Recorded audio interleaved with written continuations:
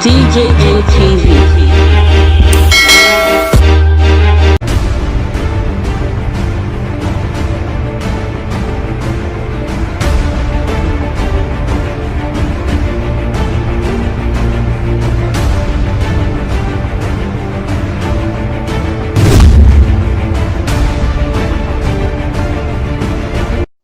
Adesuwa Etomi Wellington don born twins. Correct Sabi News person, hello, how your side? I welcome you to DJM TV Daily News Update. Here we dey give you sharp gist and hot story. Today for our news, we carry one sweet matter come wey dey make round for social media for a while. Say Adesuwa Etomi Wellington don born twins. Well, make we tell una small thing about the actress Adesuwa Etomi Wellington. Tolulope Adesuwa Etomi, they born her for Owerri for Imo State on the 22nd of February 1988. Although some people they say she be 29 years, they talk many things. Some say na 30 years she be. Well, her papa na soldier and he come from Ishan for Edo State. Her mama na engineer and na Yoruba. Now she be the youngest for the 3 children wey they born. Etomi attend the Corona School for Victoria Island, Lagos. Now for there she got a join drama club at the age of 7. After she finished from that school, she could attend Queen's College for Lagos, but she not finish for there because at the age of 13, she could move go United Kingdom. So there she could go school, could later obtain a diploma for physical theatre, musical theatre, and performing arts from City College, Coventry for 2004. After she don complete all these courses for 2006 with triple distinction, she could study drama and performance for University of Wolverhampton, where she could graduate with first class. We go see and say the girl na beauty and brain combine. Well, for her career, e don tey wey she dey art. She don start the art since when she did 7 years, when she joined drama club for her primary school. And she get many films wey she don act to. The most popular of them wey we know na Wedding Party. Una don watch that one. And The Falling. Well, that not be her first movie. Her first movie na be Knocking on Heaven's Door. She had that movie for 2004. Well, she don act other films them like A Soldier Story, Out of Luck, Couple of Days, Sugar, and some other movies them wey still dey to her name. Well, we know silently she get engaged to Banky W for February 2017. And on the 19th of November for that same 2017, 2 of them come marry for Benin. On the 25th of November 2017, they call later do their white wedding for Cape Town, South Africa. And for awards, so she don receive some awards and she don nominate her for some awards. For 2014, Golden Icons Academy Movie Award give her the most promising actress for the film wey she act Knocking on Heaven's Door. Another film again, they can nominate her for Best New Actress for the movie where they call Herself. The Golden Movies Award wey they give her for 2015 now for Golden Actress in the Lead Role for the film Falling. Another 2015 again, they can still give her Best Actress for the same movie, Falling. Africa Magic Viewers Choice Award, they can still give her award they gave for that movie for 2016, Falling. This movie Falling, she don't get many awards. For 2016 again, the 12th Africa Movie Academy Award, they give her Best Actress in a Leading Role for Falling. The same 2016 Golden Movie Awards give her Golden Actress for Falling. Nigerian Entertainment Awards give her Best Actress in a Leading Role for Falling. And then 2016 they can give her Best Actress of the Year Big Screen, The Arbitration. Then 2017 Africa Magic Viewers Choice Award give her the Best Actress for Drama and TV Series for The Arbitration. 2017 again, she still win another award, Best Lead Actress in a Movie for the movie Ayama.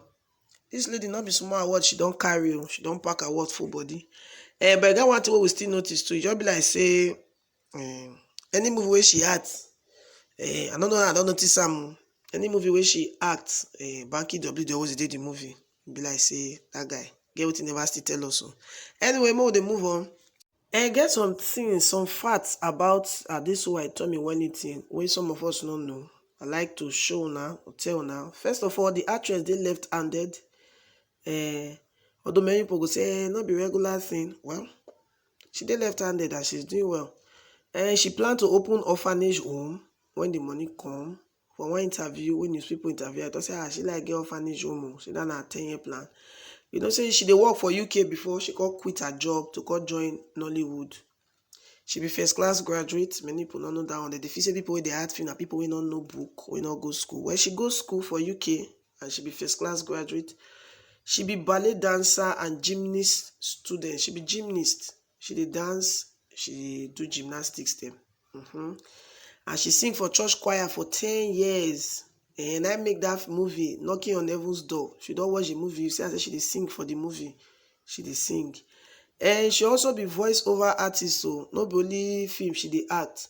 You say get some movie where you go act, maybe like all these animation movies, them they not go see your face, you go just do voice-over like what they do now.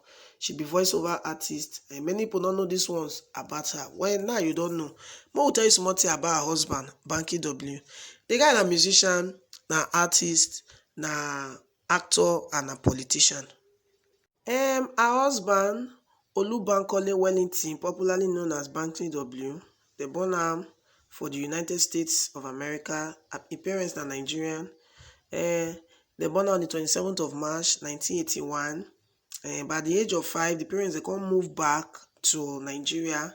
He started sing at a young age for a church choir. You see the choir thing they run for the family. He attended primary and secondary school for a year before he could return to New York to finish his tertiary education on scholarship. He started a record label EME for 2002 while he still dey study and they really dey sing. In 2009, he could leave US for Nigeria where he could establish a record label for Lagos where he signed the artists like Niola, Shady, Skills and Wizkid at that time. Before he could do his debut album Back in the Building. Well, not only music the guy they do, you see the art film too. But on the 11th of November 2018, the guy declared intention to run for the Lagos Etiosa Federal Constituency seat for the House of Representatives for Nigeria on the platform of the Modern Democratic Party. But when he not lose the election, he not win the election, rather he lose the election to the All Progressive Congress guy Babajide Obanikoro.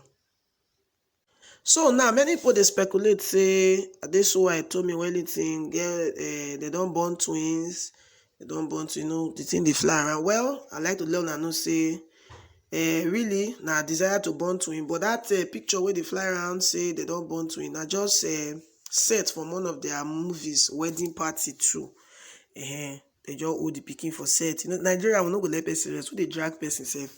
The girl just old pikin will say double. Well, we they pray to God, say may God give her own pikin, give her own strength to carry her own pikin. Well, till then, we only know say Banky W get one pikin will be about 6 years old for now. Now so my people, so until we come on our way again, don't forget to like and to share this video. Subscribe to this channel if you never subscribe. And don't forget, say now we be DJM TV Daily News Update. And my name is Lawuro Favor. DJM TV. DJM TV.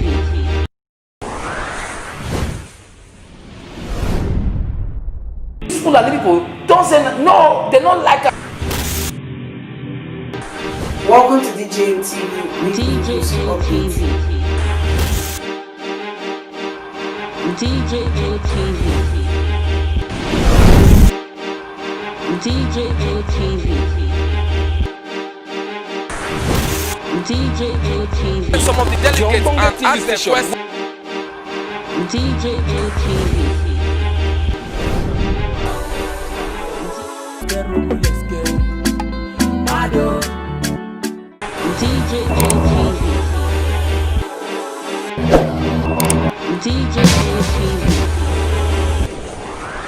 DJM TV.